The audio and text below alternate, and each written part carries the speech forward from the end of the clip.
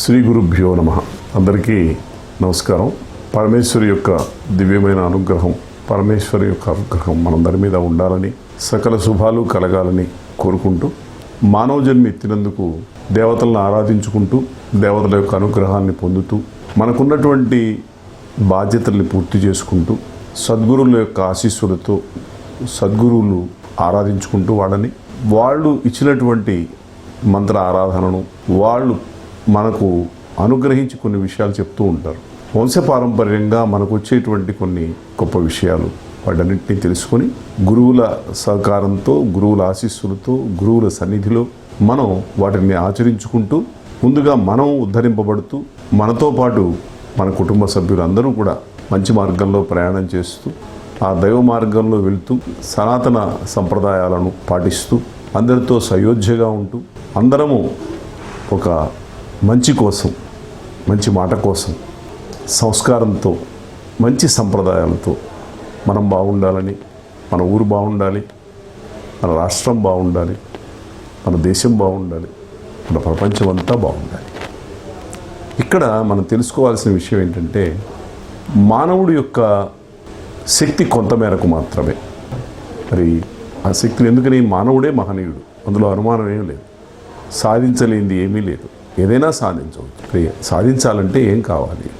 ఒక సాధన, ఒక మంత్ర సాధన, ధ్యాన సాధన, ఒక పారాయణ, లలితా సహస్రనామ పారాయణ, త్రిశతి, ఖడ్గమాల, సప్తశతి, హనుమాన్, ఇలా రకరకాలైనటువంటి స్తోత్ర పారాయణలు, మంత్ర అనుష్ఠానాలు ఇవన్నీ చేస్తూ ఉంటాం ధర్మాచరణతో.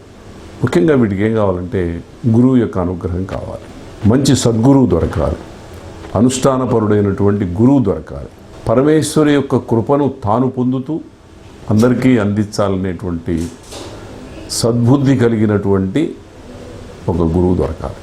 అలాంటి ఒక చక్కటి పీఠం ఇవాళ మీరందరూ చూస్తూ ఉన్నారు.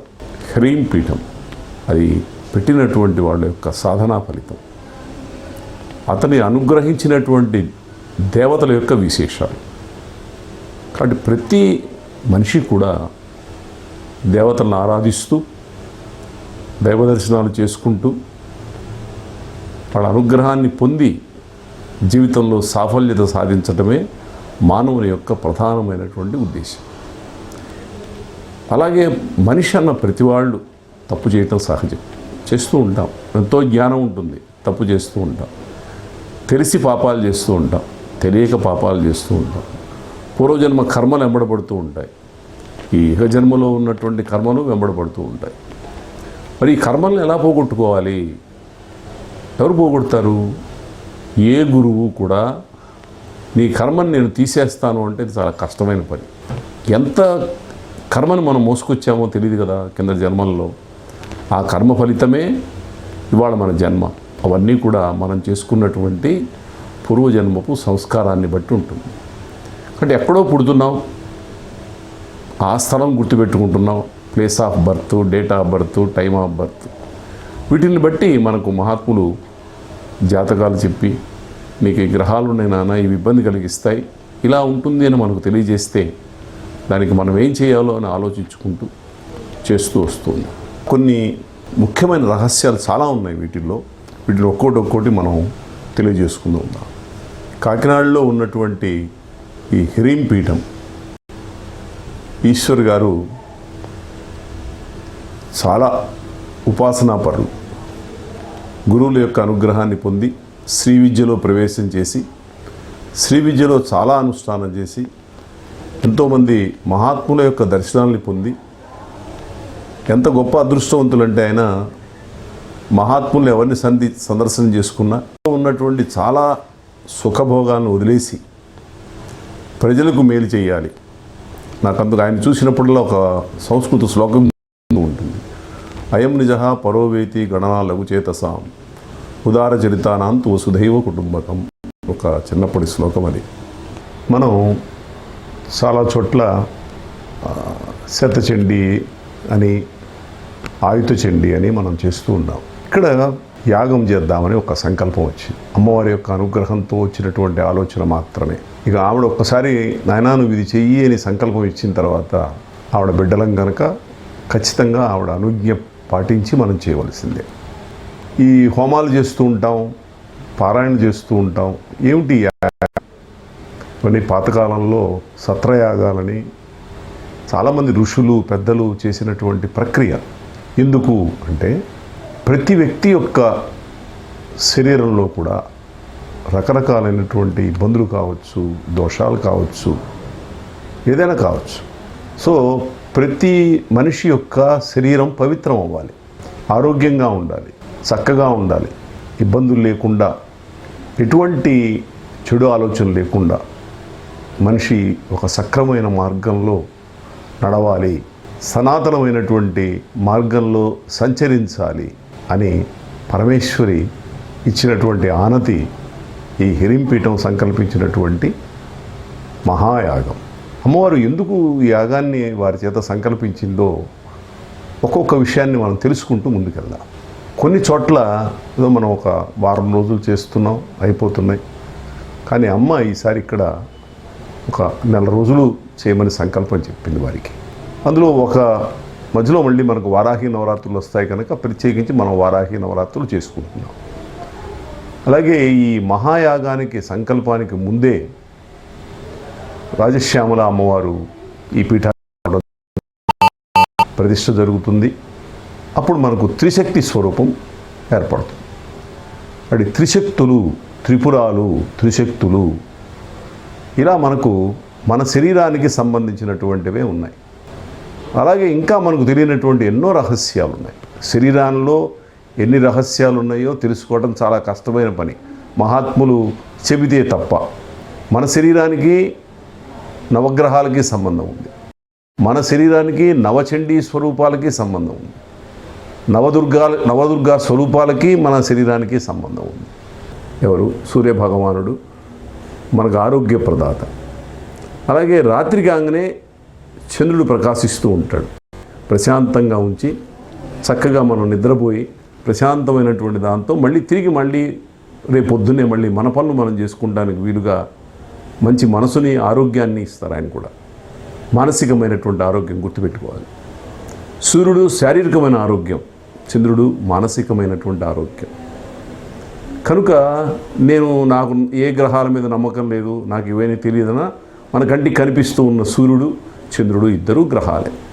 మనం భూమి మీద ఉన్నాం కాబట్టి భూమి ఒక గ్రహమే. కాబట్టి మనం నా గ్రహాల మీద నమ్మకం లేదు, నా జాతకాల మీద నమ్మకం లేదు అనేటువంటి వాళ్ళకు కూడా ఇది దృష్టిలో పెట్టుకోవాలి. చాంద్రమానేనా అంటాం, చంద్రుని దృష్టిలో చెప్తున్నాం. సూర్యమానేనా అంటాం, సూర్యుని దృష్టిలో పెట్టుకొని చెప్తున్నాం. కాబట్టి మన కంటికి కనిపించేవే 3 గ్రహాలు ఉంటాయి. మిగతాయి మన కంటికి కనిపించవని కాదు, మన శరీరంలో ఉంటారు. అందుకనే మనవాడు చాలామంది ఉంగరాలు అవన్నీ పెట్టుకుంటుంటారు. దేనికి? నవగ్రహాల శాంతి కోసం పెట్టుకుంటారు. మన శరీరంలో ఉన్నటువంటి నవగ్రహాల శాంతి కోసం పెట్టుకుంటూ ఉంటారు. ఇంకా కొన్ని రహస్యాలు చెప్తాను మీకు. ముందుగా మనం అమ్మ సంకల్పం ఏంటో తెలుసుకోగలిగితే, పీఠాధిపతులు ఈశ్వరి గారికి అమ్మ సంకల్పం చెప్పింది కనుక ఆ సంకల్పం ఆవిడెందుకు ప్రత్యేకించి ఎంత గొప్ప సంకల్పం అంటే, ఇది మీరు త్వరలో వారు పాంప్లెట్ వేయిస్తాను, ఇలా అమ్మ చెప్పింది సంకల్పం చేస్తున్నానన్నారు. ఆ సంకల్పం మీరు విని దాన్ని అర్థం చేసుకోగలిగినట్టయితే అమ్మ మన మీద ఎంత ప్రేమతో ఆ సంకల్పాన్ని వారి ద్వారా పూర్తి చేస్తుందో మనకు అర్థమవుతుంది. ఎందుకంటే ఈ కాకినాడ చాలా గొప్ప పుణ్యక్షేత్రం. ఈ గోదావరి ఒడ్డును చూస్తే ఎన్నో దివ్యమైనటువంటి ఆలయాలు, దివ్యమైనటువంటి దేవతామూర్తులు, ఎంతోమంది వేద పండితులకి ఆలవాలమైనటువంటి గోదావరి జిల్లా అద్భుతమైనటువంటి వేద పండితులు, వేద మార్గంలో ప్రయాణం చేసేటువంటి వాళ్ళు ఉన్నటువంటి ఈ ప్రదేశంలో, ఈ హిరింపీఠంలో కూడా అమ్మవారు ఈశ్వరికి అంత చక్కటి అనుగ్రహాన్ని ఇచ్చారు. ఆవిడ అనుగ్రహంతో ముందుగా త్రిశక్తి హోమం చేస్తాం, యాగం మొదలవుతుంది. ఈ త్రిశక్తిలో ముందుగా వారాహి చేసుకుంటాం, లలిత అమ్మవారు చేసుకుంటాం, రాజశ్యామల చేసుకుంటాం. ముందుగా రాజశ్యామలతో స్టార్ట్ అవుతాం ఈ హోమంలో. వారాహి నవరాత్రుల్లో వారాహి అమ్మవారు చేసుకుంటాం, అలాగే లలిత అమ్మవారు చేసుకుంటాం. కానీ అమ్మ ఈ త్రిశక్తుల్ని కాకుండా మానవ జీవితంలో ప్రభావమైనటువంటి కొన్ని ముఖ్యమైన విషయాలతో చేయమని వారికి నివేదించింది. ప్రతి మనిషి జన్మించగానే ఇందాక అనుకున్నాం మనం, పుట్టిన తేదీ, నక్షత్రము, పుట్టిన స్థలాన్ని బట్టి వారికి ఒక జాతకం ఉంటుంది. ఆ జాతకంలో ఉన్న గ్రహస్థానాలు ఉంటాయి. ఆ గ్రహాల వలన వచ్చేటువంటి ఇబ్బందులు, ఆ గ్రహాల వలన వచ్చేటువంటి గొప్ప గొప్ప విశేషాలు మనం పుట్టిన సమయాన్ని బట్టి, పుట్టినటువంటి స్థలాన్ని బట్టి వస్తూ ఉంటాయి. దీని వెనకాల ఒకటి ఉంది, మన కంటికి కనిపించకుంది, మనం చేసుకున్నటువంటి కర్మఫలం. మనం ఆ కర్మఫలాన్ని బట్టే మనం ఎవరికి కొడుకుగా పుట్టాలో, ఎవరికి కూతురుగా పుట్టాలో, ఎవరికి అన్నయ్యగా పుట్టాలో, ఎవరికి తమ్ముడుగా పుట్టాలో, ఎక్కడ పుట్టాలో, ఎటువంటి పరిస్థితుల్లో పుట్టాలో అన్నీ మనం చేసుకున్నటువంటి కర్మ విశేషం చేత మనం ఈ భూమి మీదకి వస్తున్నాం. కాబట్టి మనకేముంది, ఎప్పుడైతే ఒక వ్యక్తి జాతకాన్ని రాశామో దాంట్లో చెప్తారు పెద్దలు, ఆస్ట్రాలజర్స్, గొప్ప గొప్ప ఆస్ట్రాలజర్స్ ఉన్నారు. మన అదృష్టం, మన భారతదేశంలో ఉన్న గొప్ప ఆస్ట్రాలజర్స్ ఈ ప్రపంచంలో ఎక్కడా లేరు. వాళ్ళు చెప్పినటువంటి విషయాలన్నీ ఖచ్చితంగా జరుగుతాయి. ఇది జరుగుతుంది నీకు అంటే ఇది జరిగి తీరుతుంది. ఆ గ్రహాల యొక్క విశేషాన్ని అంత చక్కగా చెప్తారు. మరి ఆ గ్రహాల విశేషాన్ని అందించేది ఎవరు? పరమేశ్వరి, త్రిశక్తి స్వరూపమైనటువంటి అమ్మవారు మనకు అందిస్తూ ఉంటుంది. సో ఎప్పుడైతే మనం ఈ డేట్ ఆఫ్ బర్త్ చూసుకున్నామో, బాబు నీకు ఈ గ్రహం బాగాలేదు నాన్న అని, మనకు ఒక్కోసారి 3 గ్రహాలు బాగుండకపోవచ్చు, 4 బాగుండకపోవచ్చు, 5 బాగుండకపోవచ్చు, ఒక్కోసారి 9 గ్రహాలు ఇబ్బందికరమైనటువంటి స్థానాల్లో ఉండవచ్చు. అప్పుడు పెద్దలు ఏం చెప్తారంటే, ఈ గ్రహానికి జపం చేయించుకో, ఈ గ్రహానికి హోమం చేయించుకోండి, మీకు బాగుంటుంది అని చెప్తారు. తప్పకుండా చేసుకుంటే ఆ గ్రహ శాంతి జరిగి, ఆ గ్రహం యొక్క కలిగించేటువంటి చెడు పోయి, ఆ గ్రహం యొక్క అనుగ్రహం మన మీద కలుగుతుంది. అంటే ఈ అనుగ్రహం కలగటం కోసమే అమ్మ నవగ్రహ హోమం చేయండి అని ఈశ్వరు గారికి అమ్మ తెలియజేసింది. అందుకే ఈ మహాయాగంలో నిత్యము నవగ్రహ హోమాలు జరుగుతూ ఉంటాయి. ఉదాహరణకి ఎవరైనా వచ్చి నా గురువు బాగాలేదండి చెయ్యండి అంటే, ఆ గురువు కోసం చేయడానికి ఇక్కడ వేద పండితులు అప్పటి నుంచి వస్తూ ఉన్నారు. ఆ వేద పండితులు ఆ గురువు కోసం చేస్తారు. అలాగే బుధుడు బాగాలేదు, అందుకనే నవగ్రహాలన్నింటికీ కూడా ఈ మహాయాగంలో ఈ 4 రోజుల పాటు నిరంతరము అద్భుతమైనటువంటి వేద పండితులతోటి, గొప్ప ఉపాసనాపరులైనటువంటి వ్యక్తుల వలన ఈ నవగ్రహాలకి హోమాలు చేయటం జరుగుతుంది. ఆ విశేషాలన్నీ కూడా మీరు ఆ పాంప్లెట్లో తెలుసుకొని వారిని కలుసుకుంటే మీకు అవన్నీ తెలియజేస్తారు. ఎప్పుడైతే ఆ వేద పండితుల యొక్క నోటి నుంచి వచ్చినటువంటి ఆ మంత్రాలు ఉంటాయో, ఆ మంత్ర ప్రభావం, ఆ వేదాల యొక్క ప్రభావం వలన ఆ దోషాలు పోయి మనము, మన శరీరము, మన కుటుంబము, మన ఇల్లు, మన ఊరు, మన రాష్ట్రం, మన దేశం, మన ప్రపంచం అంతా కూడా చక్కగా ఉంటుంది. ఎప్పుడైతే నవగ్రహాలను ఆరాధిస్తున్నామో, ఈ నవగ్రహాల యొక్క ప్రభావం మన ప్రపంచం మొత్తం మీద ఉంటుంది. కాబట్టి ఈ మహాయాగం వలన ప్రపంచం మొత్తము ఆయురారోగ్య ఐశ్వర్యాలతో, చక్కటి సహృదయతో, మంచి భావనతో, ఆచార పరంపరతో చక్కగా బాగుంటుందని అమ్మ నివేదించింది. కనుక ఆ మార్గాన్ని పాటించడానికి ఈశ్వరు గారు ఈ మహాయాగాన్ని అమ్మ యొక్క అనుగ్రహంతో సంకల్పించారు. ఇది మానవ సంకల్పం కాదు, దేవతా అనుగ్రహం వల్ల వచ్చినటువంటి సంకల్పం మాత్రమే గుర్తుపెట్టుకోవాలి. మానవ సంకల్పంతో వస్తే కొన్ని జరగచ్చు, కొన్ని జరగకపోవచ్చు. కానీ ఎప్పుడైతే పరమేశ్వరి యొక్క అనుగ్రహంతో చేస్తున్నామో, ఆ తల్లి దయ, ఆ తల్లికి మరి బిడ్డలందరూ బాగుండాలని కోరుకుంటుంది కదా, అందువల్ల ఆ మార్గంలో మనం వెళ్తున్నాం. అలాగే ప్రతి వాళ్ళు నక్షత్రం ఉంటుంది, అలాగే ఒక తిథి ఉంటుంది, జాగ్రత్త గుర్తుపెట్టుకోవాలి. ఒక తిథి, ఒక నక్షత్రం, అలాగే మనకున్నటువంటి నవగ్రహాల మంత్రాలు ఉంటాయి. మళ్ళీ ఈ నవగ్రహాలన్నిటికీ కూడా అధిదేవతలు, ప్రత్యధి దేవతలు, అనుష్ఠాన దేవతలు ఉంటారు. ఈ అనుష్ఠాన దేవతలనే ఇవాళ మనం చక్కగా దశమహావిద్యల స్వరూపంలో మనం తెలుసుకోగలుగుతున్నాం. ఉదాహరణకు నేను మీకు కొన్ని విషయాలు తెలియజేస్తాను. దీని మీద నేను పరిశోధనా మార్గంలో వెళ్ళాను కనుక, ఒక 20 సంవత్సరాలుగా ఈ పరిశోధనా మంత్ర మార్గంలో పరిశోధన చేస్తూ ఉన్నాను కనుక, సద్గురువుల యొక్క అనుగ్రహంతో నా మంత్రగురువు కుట్టాళం పీఠాధిపతులు శ్రీ సిద్ధేశ్వరానంద భారతీ స్వామి వారు, అలాగే పెద్దలు అనిల్ కుమార్ జోషి గారు, అలాగే ఇంకా చాలామంది పెద్దలు, అవతారమూర్తులు, సిద్ధపురుషులు, ఎంతోమంది అవధూతలు, అఘోరీలు, కాశీ వెళ్ళినప్పుడు ఉన్నటువంటి కొంతమంది అఘోరీల యొక్క సాన్నిహిత్యంలో వాళ్ళ పాదస్పర్శతో తెలుసుకున్నటువంటి కొన్ని విషయాలు, ఇవన్నీ కూడా దేవతా అనుగ్రహం తప్ప వేరు కాదు. ఇలా మనం రవి బాలేదు అని అనుకోండి, మరి గ్రహానికి చేసుకున్నాం.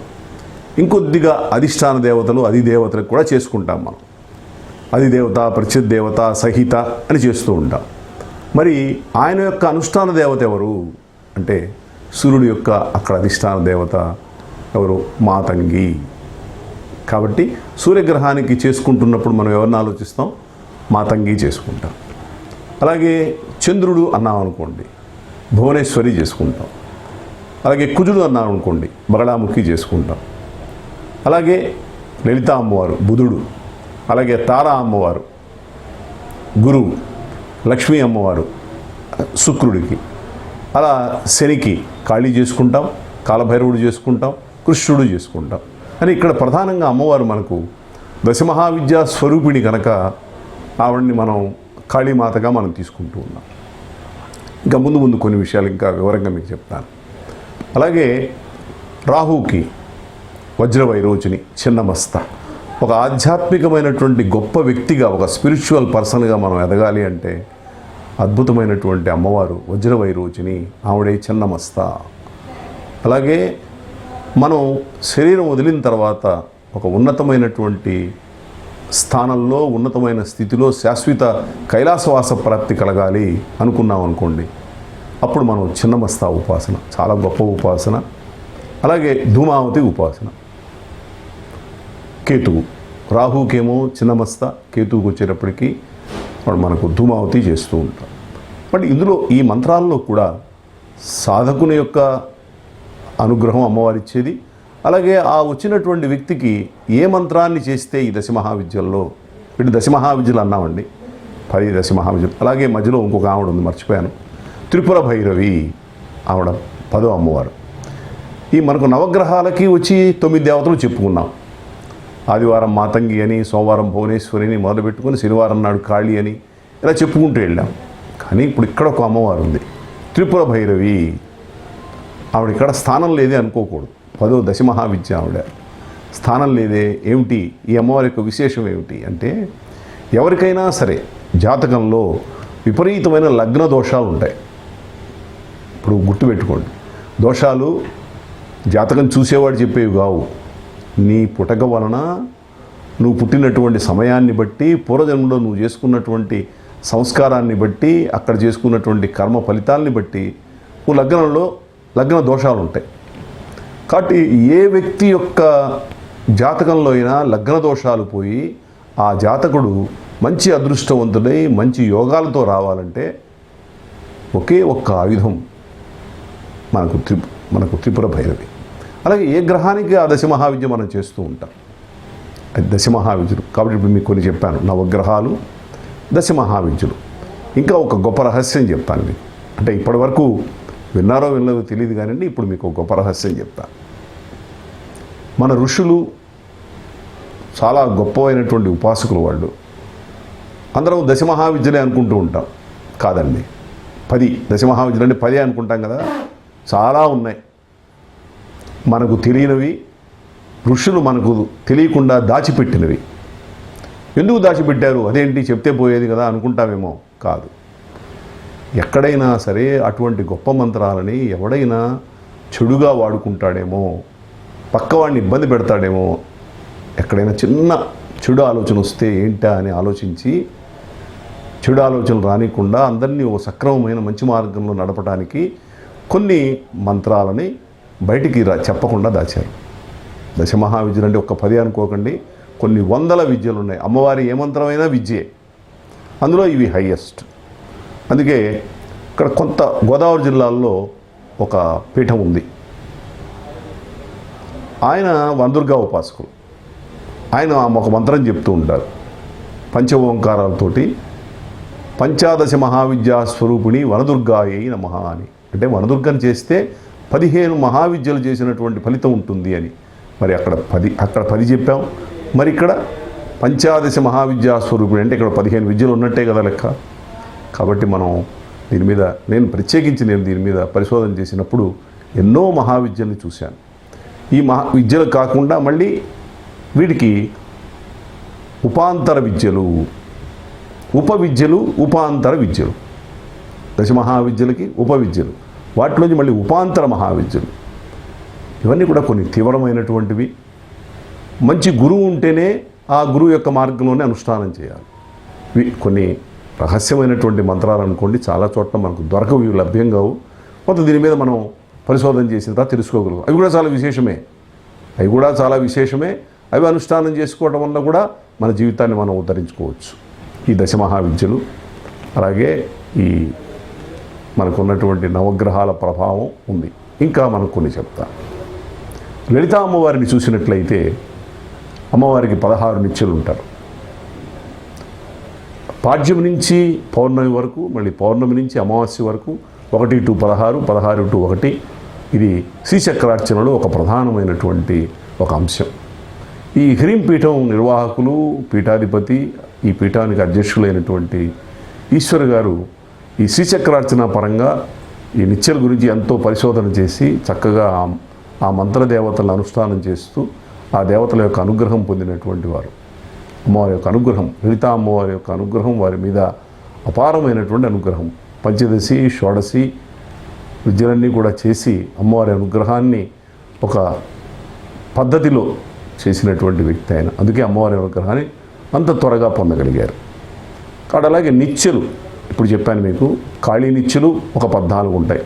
లలితా అమ్మవారి నిత్యలు ఒక 16 ఉంటాయి. సాధారణంగా మనం కాళీ నిత్యలు కొద్దిగా తీవ్రమైనటువంటి కనుక మనం లలితా అమ్మవారి యొక్క నిత్యలనే ఫాలో అవుతూ ఉంటాం. చాలా చోట్ల మనం జరుగుతూ ఉంటాయి ఇవి. అలాగే మనకు ఈ పాడ్యమికి ఒక దేవత, అలాగే విద్య, తదియ, సవితి, పంచమి వీటన్నిటికీ కూడా నిత్య దేవత, తిథి దేవతలు అంటారు. ఆ తిథి, ఒక వ్యక్తికి ఆ తిథి బట్టి ఆ దేవత హోమం చేయటం. అలాగే ఇంకొక వచ్చి నాది తదియ, నాది పంచమి, నాది చవితి నాడు పుట్టాను అన్నారనుకోండి, దానికి సంబంధించినటువంటి అది తిథి దేవతల్ని తీసుకొని మనం చేయటం. సో తిథులను బట్టి అదే నిత్య దేవతలు అంటాం, వాటిని నిత్య దేవతలు. అలాగే గ్రహములను బట్టి, అలాగే ఆ గ్రహాలకు సంబంధించిన దశమహావిద్యల్ని బట్టి ఇలా అమ్మవారి యొక్క అనుగ్రహంతో ఈ సంకల్పం నెరవేరాలని అమ్మ వారి చేత మనందరికీ వినిపించింది ఈ మహాయాగం. ఈ మహాయాగంలో ఇంతకుముందే మీకు చెప్పాను, నవగ్రహాలు, తిథి దేవతలు, నిత్యాదేవతలు, దశమహావిద్యలు, అలాగే ఇంకా ఇక్కడ మనకు రుద్రహోమాలు, చండీ హోమాలు, మూలమంత్రంతో, మామూలు మన సప్తశతి పారాయణం కాకుండా మూలమంత్రం నవాక్షరి చండీతో హోమాలు, ఇవన్నీ కూడా అమ్మ యొక్క అనుజ్ఞతో, అమ్మ యొక్క ఆశీస్సులతో చేయాలని మహాయాగాన్ని సంకల్పం చేయడం జరిగింది.